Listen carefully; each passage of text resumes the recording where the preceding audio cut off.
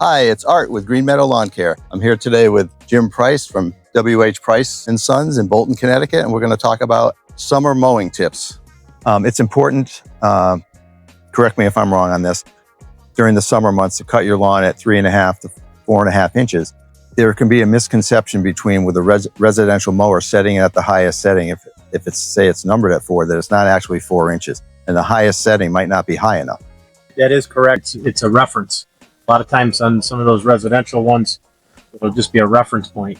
Put it on 4, could be cutting at 3. Height of cut's important, especially in the heat of the season. And we don't want you to take off more than a third of the grass at a time, because it's just not going to look right. And you're going to get a lot of debris over the top. It's going to look a little bit yellow.